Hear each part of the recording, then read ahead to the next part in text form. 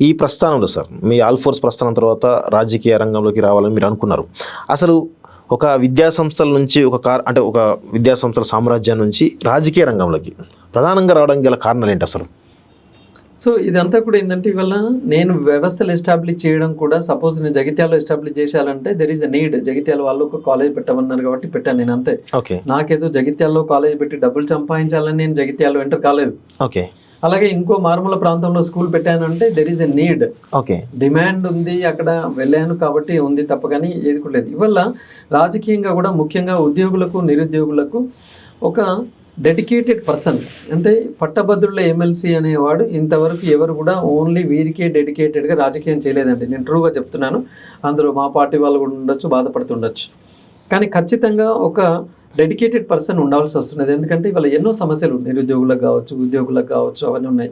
మరి నేను ఇంతమందికి ఉద్యోగం కల్పిస్తూ ఇంతమంది నిరుద్యోగుల బాధలు తెలుసుకున్న నేను మరి వారికి ఎందుకు నేను బాసట ఉండకూడదు, ఇంకా బియాండ్ ఎందుకు మనం థింక్ చేసి సేవ చేయకూడదు అని ఆలోచించి ఒక సేవ చేయాలనే దృక్పథంగా మాత్రమే, ఒక సేవకుడిగా మాత్రమే రాజకీయంలోకి నేను అడుగుపెట్టడం జరిగింది. సార్, రాజకీయ రంగం అంటేనే ఒక సేవతో కూడుకున్నట్టు రంగం, ప్లస్ దానిలో విపరీతమైనటువంటి డబ్బులు ఖర్చు అయ్యేటువంటి అవకాశం కూడా కనబడుతుంది. ప్రస్తుతం ఉన్నటువంటి రాజకీయ పరిస్థితుల దృష్ట్యా 100 కోట్ల రూపాయలు వెదజల్లాల్సిన అవసరం అయితే ఉంది. సో నరేందర్ రెడ్డి గారి దగ్గర 100 కోట్ల రూపాయలు ఉన్నాయి. అసలు చాలామంది అనుకుంటున్నారు ఏంటంటే నరేందర్ రెడ్డి గారు నిజంగానే బాగా డబ్బులు ఉన్నాయి, రేపు బాగా పంచుతాడు అని చెప్పేసి. వాస్తవం ఏంటంటే నా ఉన్న డబ్బులు నేను వ్యవస్థలోనే పెట్టాను, నా దగ్గర డబ్బులు ఏం లేవండి. నేను ఖచ్చితంగా చెప్తాను, డబ్బులు ఇవ్వడము అంటే పట్టభద్రులను అగౌరవపరచడమే. ఫస్ట్ థింగ్, నా దగ్గర లేవు, డబ్బులు ఇవ్వడం అనేది ఉండదు. ఇవాళ నా ప్రత్యర్థులంతా రెడీగా ఉన్నారు. నరేందర్ రెడ్డి 10,000 ఇస్తాడు, 10,000 ఇస్తాడు, ఎందుకంటే వాళ్ళు ఓడగొట్టాలని చూస్తున్నారు కాబట్టి ఒక దుష్ప్రచారం చేయాలనుకుంటున్నారు. ముందే వాళ్ళు ప్లాన్స్ ABC రెడీ పెట్టుకున్నారు. సో అసలు నేను ₹1 కూడా ఇవ్వలేను, ఇవ్వడము అనేది అగౌరవపరచడం. తర్వాత నా దగ్గర నిజానికి ఈవెన్ క్యాంపెయినింగ్ కూడా నేను చాలా జాగ్రత్తగా వెళ్తున్నానంటే నేను అనుకోవాలి, అంత కుప్పలు తిప్పలేవు. అదే నా కాంపిటేటర్ చూసుకున్నట్లయితే ఇవాళ బిజినెస్ మ్యాగ్నెట్స్ ఉన్నారు, రాజకీయంగా డెవలప్ అయ్యి 100 కోట్లు రెడీ పెట్టుకున్న వాళ్ళు ఉన్నారు, గవర్నమెంట్ ఉద్యోగం చేస్తూ ప్రైవేటు కోచింగ్ సెంటర్ల ద్వారా కూడా అక్రమంగా డబ్బులు సంపాదించి 1,000 కోట్ల రూపాయలు కూడగట్టుకొని రాజకీయంలోకి వస్తూ ఉన్నారు.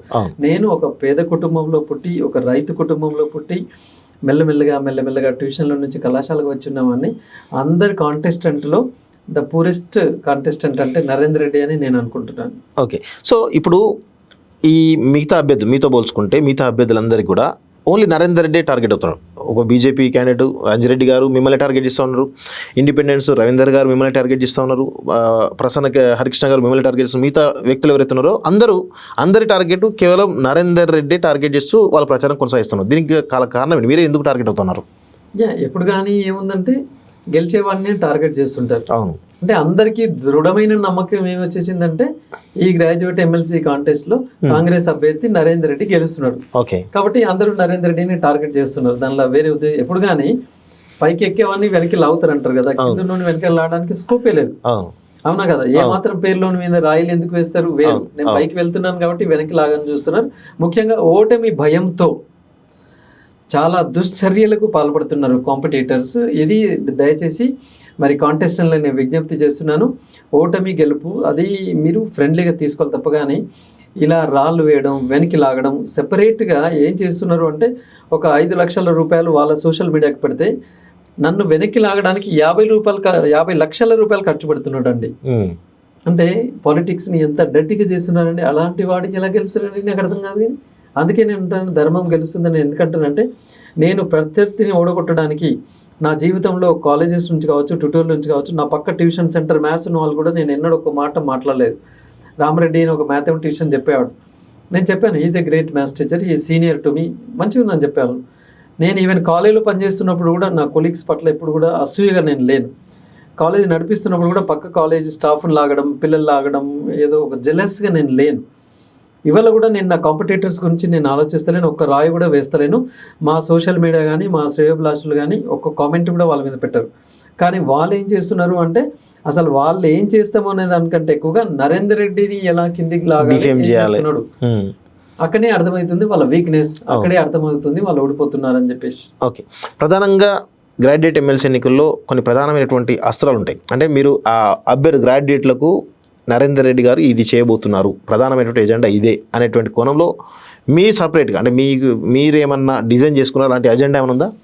ముఖ్యంగా నో డౌట్ అంటే నేను తీసుకున్న కొన్ని నిర్ణయాలు ఖచ్చితంగా వీటితోటి ఓట్లు పడేటి ఏం కాదు. ఎందుకంటే నేను జనరల్లీ జెన్యున్గా ఉండే పొలిటికల్ లీడర్ని. అంటే కొంచెం బ్రాడ్గా ఆలోచించే వాళ్ళకి ఇది బాగా పడుతుంది. ఫస్ట్ థింగ్ ఏంటంటే నిరుద్యోగులు ఖచ్చితంగా ఏదైనా చేయాలి మనం. యాక్చువల్లీ ప్రభుత్వాలు ఖచ్చితంగా నిజంగా చెప్పాలంటే నిరుద్యోగ భృతి ఇవ్వాల్సిందే. కానీ నేను అంటున్నాను నిరుద్యోగ భృతి ఇవ్వడం లేట్ అయినా కనీసం డిగ్రీ పాస్ అయిన వాళ్ళకి ఒక 3 సంవత్సరాలకి వాళ్ళకి లైబ్రరీలో మంచి చదువుకునే ఫెసిలిటీస్, లైబ్రరీలో మధ్యాహ్న భోజనం, లైబ్రరీలో ఈవినింగ్ టీ అండ్ స్నాక్స్ ఇవ్వాలి. లేదా బీసీఎస్సీ ఎస్టీ స్టడీస్ సర్కిల్ ఉన్నా కూడా అక్కడ కూడా మరి భోజనము, టీ, స్నాక్స్ ఇవన్నీ ఇస్తూ అక్కడ ఫుల్ టైం ఫ్యాకల్టీని పెట్టి కోచింగ్ ఇచ్చేసి వాళ్ళందరినీ నిరుద్యోగులను ఉద్యోగులుగా కన్వర్ట్ చేయాలి. మన లైబ్రరీస్ కూడా బాగా మార్చుకోవాలి. మధ్యాహ్న భోజన పథకం లైబ్రరీలో అనేది ఖచ్చితంగా నేను ఇంప్లిమెంట్ చేస్తానండి. నిరుద్యోగ మిత్రులందరికీ కూడా నేను హామీ ఇస్తున్నాను. గెలిచినాక ఖచ్చితంగా మన అన్ని లైబ్రరీల్లో మధ్యాహ్న భోజనం and evening tea and snacks నేను పెట్టిస్తూ లైబ్రరీలకు వెళ్ళి చదువుకోవాలన్న ఆ జిజ్ఞాసను నేను వాళ్ళకి కల్పిస్తాను. సో దట్ అందరికీ కూడా ఉద్యోగాలు ఖచ్చితంగా వస్తుంటాయి. ఇవాళ ఉద్యోగులకు కూడా ఎన్నో సమస్యలు ఉన్నాయి. వాళ్ళ ఓల్డ్ పెన్షన్ స్కీమ్ విషయం కావచ్చు, 3170లో జీవోలో 2 సాల్వ్ అయినాయి.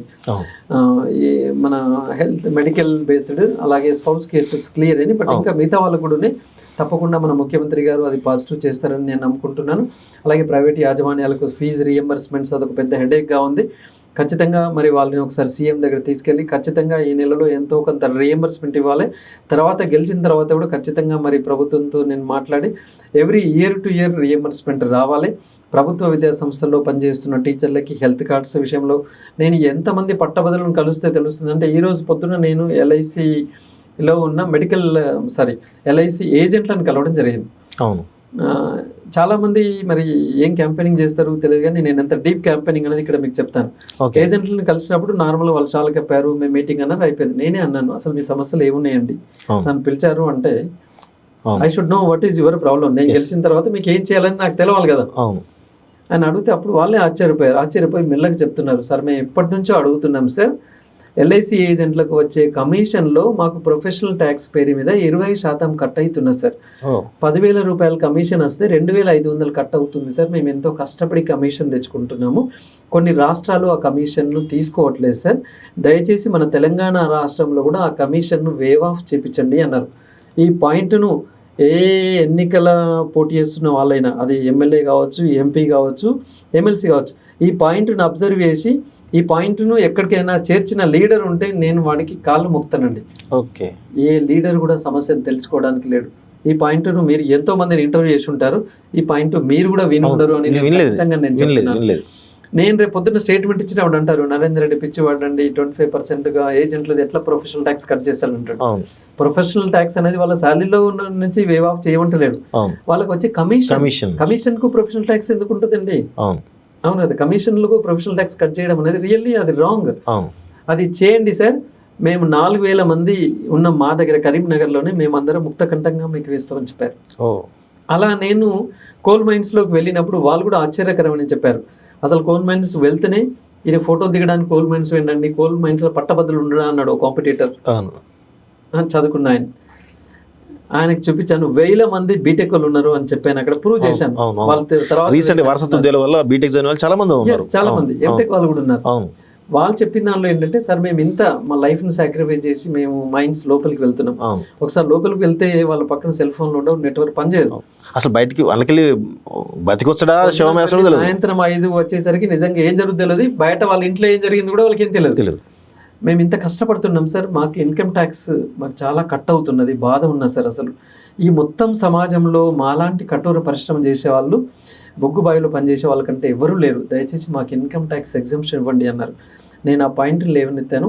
ఖచ్చితంగా దాని గురించి అది రాష్ట్ర పరిధి కాలేకపోయినా, ఇప్పుడు రాష్ట్ర పరిధి కాకపోయినా మనం ఒక వాయిస్ ఇస్తూ ఉంటే అది కేంద్ర పరిధి దాకా వెళ్తూ ఉంటుంది. అవునా కదా, ఖచ్చితంగా ఆ పాయింట్ను కూడా నేను టేకప్ చేశాను. ఇలా మీకు కొన్ని ఎగ్జాంపుల్ చెప్తున్నాను. ఇలా నేను పట్టభద్రులు అంటే ఏదో only private employees, government employees ఇది కాదు, పలు రకాల ఎంప్లాయీస్ తోటి నేను మాట్లాడి ఉన్నాను. ఈవెన్ మెడికల్ రిప్రజెంటేటివ్ సమస్యలతో నేను మాట్లాడి ఉన్నాను. ఇలా ఎన్నో రకాల వాళ్ళతోటి మాట్లాడినప్పుడు ఎన్నో ఆసక్తికరమైన అంశాలు మరి నా దృష్టికి వచ్చాయి. సర్వశిక్ష అభియాన్ వాళ్ళు మొన్న సుమారుగా చాలా రోజులు సమ్మె చేసి ఉన్నారు. సో వాళ్ళ దగ్గరికి వెళ్తే చెప్తున్నారు, మాకు సమ్మె కాలంలో శాలరీ ఇప్పించండి సార్ ప్లీజ్. ఎందుకంటే వాళ్ళు ఏం అడుగుతలేరు ఇప్పుడు, వాళ్ళు కొత్త డిమాండ్స్ పక్కన పెట్టేశారు. ఓకే సార్, అది మా పేమెంట్ విషయంలో కావచ్చు, మిగతా వాటి విషయంలో తర్వాత, కానీ సమ్మె శాలరీ కావాలంటున్నారు. ఖచ్చితంగా ఈ విషయాన్ని కూడా నేను ముఖ్యమంత్రి గారి దృష్టికి తీసుకొని వెళ్ళి ఖచ్చితంగా వారి సమ్మె పీరియడ్ శాలరీ ఇప్పించడానికి కూడా నేను కృషి చేస్తాను. అంటే ఎక్కడ పోయినా నేను సమస్యలు వింటున్నాను. ఒక లీడర్, గొప్ప లీడర్ ఎవరు అంటే క్యాంపెయినింగ్కి వెళ్ళి ఓటేయమని కాదు, అసలు what is your problem. LIC agent దగ్గరికి వెళ్ళి శాలువా కప్పుకొని నేను హాయ్ అని ఓటేయమని రావచ్చు. సమస్య ఏంది అని తెలుసుకున్నాను, పూర్తిగా విన్నాను, అది కరెక్ట్ జెన్యూన్ అని తెలుసుకున్నాను. ఖచ్చితంగా నేను చెప్తున్నాను, విత్ ఇన్ 2 years ఎల్ఐసి ఏజెంట్ల యొక్క కమిషన్లకి ప్రొఫెషనల్ ట్యాక్స్ అండ్ ఎగ్జామ్షన్ ఖచ్చితంగా నేను ఇప్పిస్తాను. సో ఇట్లా మొత్తానికి అయితే ఏ సెక్షన్ ఉద్యోగులు కానీ నిరుద్యోగులు కానీ వాళ్ళకి ఒక సపరేట్ ఎజెండా పెట్టుకొని మీరు పోతా ఉన్నారు. దాంతోపాటు వాళ్ళ సమస్యలు ఏంటో అక్కడికక్కడ ఆ సమస్యలు తెలుసుకునే ప్రయత్నం చేస్తూ ఉన్నారు ఈ గ్రౌండ్లో. సో దాంతోపాటుగా మీరు ప్రచారంలో పోతున్నప్పుడు అంటే జనరల్గా మీరు సమస్యలు ఉండడం ఓకే, వాళ్ళకి హామీలు ఇవ్వడం ఓకే, కానీ ఇంకేమైనా వాళ్ళని ఆకర్షించడానికి మీరు ఏమన్నా ఎలాంటి ప్రయత్నం చేస్తున్నారు అంటే ఈ ఓటర్లను ఆకర్షించడానికి? నేను ఆకర్షించడానికి అన్న పదం యూజ్ చేయకూడదు, కానీ ఇక్కడ నేను వెళ్తున్నప్పుడు ముఖ్యంగా నేను మోర్ డెడికేటెడ్ టు అన్ఎంప్లాయీస్ అని చెప్పాను కదా. చాలా లైబ్రరీలు విజిట్ చేసినప్పుడు పిల్లలందరూ నా దగ్గరికి వచ్చేసి దే మైట్ నాట్ ఎక్స్పెక్టెడ్ ఒక పొలిటీషియన్ ఇంత వినమ్రతంగా వింటాడు, ఇమీడియట్గా రెస్పాండ్ అవుతాడని వాళ్ళు కూడా అనుకుని ఉంటారు. ఎందుకంటే చాలా మంది పోయి దండం పెట్టి ఓట్లేమనే వాళ్ళు ఉంటారు. లైబ్రరీస్లో పిల్లలు ఏది అడిగినా అది చేశానండి. ఒక లైబ్రరీకి వెళ్తే కుర్చీలు కావాలన్నారు, ఒక లైబ్రరీకి వెళ్తే మాకు ప్యాడ్లు కావాలన్నారు, ఒక లైబ్రరీకి వెళ్తే మాకు సింటెక్స్ వాటర్ ట్యాంక్ కావాలన్నారు, ఒక లైబ్రరీకి వెళ్తే షెడ్ ఊడిపోయింది వేయించమన్నారు, ఒక లైబ్రరీకి వెళ్తే మాకు నెల రోజులు మధ్యాహ్నం భోజనం పెట్టమన్నారు. అన్నీ కూడా చేశానండి. ఇది ఓట్ల గురించి చేయలేదు. ఆ పిల్లలను చూస్తే నాకు బాధ అనిపడింది, అసలు కళ్ళలో నీళ్ళు వచ్చినాయి. పాపం ఎప్పుడో డిగ్రీలు పీజీలు పూర్తి చేసుకున్నారు, ప్రిపేర్ అవుతున్నారు. అసలు ఇంట్లో తల్లిదండ్రులు ₹1 అడిగే పరిస్థితి లేదు. అలాంటప్పుడు వాళ్ళు అన్నారు, సార్ మేము మధ్యాహ్నం ఏదో హోటల్ పోయి తినలేని పరిస్థితులు ఉన్నాం సార్, మధ్యాహ్నం భోజనం అరేంజ్ చేయమంటే ఆన్ ద స్పాట్గా అక్కడ లైబ్రరీ చైర్మన్తో మాట్లాడి నా వంతుకు 1 month పెడతాను. తర్వాత అందరు దాతలు ముందుకు వచ్చారు. వాళ్ళ పిల్లలు హ్యాపీగా అక్కడ మధ్యాహ్నం భోజనం అందుతుంది. ఇలా నేను కొన్ని సెక్టార్స్కి వెళ్ళినప్పుడు అక్కడ నిజానికి కూడా కొన్ని గవర్నమెంట్ సెక్టర్స్లో కూడా బాధాకరమైన విషయం ఏంటంటే కొన్ని మినిమం థింగ్స్ కూడా లేని ఉండే, మనం పేరు చెప్పకూడదు. కానీ అలాంటప్పుడు నేను వెంటనే స్పందించి వాళ్ళకి ఏదో ఒకటి చేశాను. అంటే ఆ చేయడం మూలన వాళ్ళు ఓట్లు వేస్తారనేది కాదు, కానీ ఆ పని నడవాలి అక్కడ అని. ఒక గవర్నమెంట్ స్కూల్కి వెళ్ళినప్పుడు వాళ్ళు మాకు వాటర్ ప్లాంట్ కావాలి, మినరల్ వాటర్ లేవు సార్ అన్నారు. మరి వెంటనే వాళ్ళకి సుమారుగా నేను ఒక ₹50,000 ఖర్చు పెట్టించాను. అక్కడ ఒక ప్యూరిఫైడ్ వాటర్ని కూడా అరేంజ్ చేయడం జరిగింది. ఇవన్నీ కూడా ఇది అట్రాక్షన్ అని అనపడదు, వాళ్ళకి హెల్ప్ చేయాలి. నిజంగానే అట్రాక్షన్ అన్నవాడు నేను గెలిచిన తర్వాత చేస్తా అంటాడు. ఇమీడియట్గా చేసినవన్నీ అది అట్రాక్షన్ అవ్వదు, ఇమీడియట్గా స్పందించడం అనేది అవసరం. ఆ హ్యాబిట్ నా దగ్గర ఉంది. ఖచ్చితంగా నేను రాబోయే రోజుల్లో ముఖ్యంగా చెప్పాలంటే ప్లే గ్రౌండ్ విషయంలో ఇవాళ ప్రభుత్వ విద్యా సంస్థల్లో చూసుకున్నట్లయితే ఒక 10 ఎకరాల ప్లే గ్రౌండ్లో ఒక 5 ఎకరాలు ఆల్మోస్ట్ స్టాల్ ఆక్యుపై చేసుకున్నారు. ఇవాళ మీరు ఏ ప్రభుత్వ విద్యాలయం చూడండి, ఉస్మానియా యూనివర్సిటీ కావచ్చు, కాకతీయ యూనివర్సిటీ కావచ్చు, లేదా మా దగ్గర ఉన్న SRR డిగ్రీ కళాశాల కావచ్చు, ఖమ్మంలో ఉన్న కామారెడ్డిలో ఉన్న డిగ్రీ కళాశాల అయితే 300కి 100 ఎకరాలు కబ్జా అయిపోయిందండి. సో ఖచ్చితంగా ఈ కబ్జా కాబడ్డ మరి ప్రభుత్వ విద్యా సంస్థల భూమిని ఖచ్చితంగా మళ్ళీ దాన్ని బయటికి తీసి అప్పగించాలి.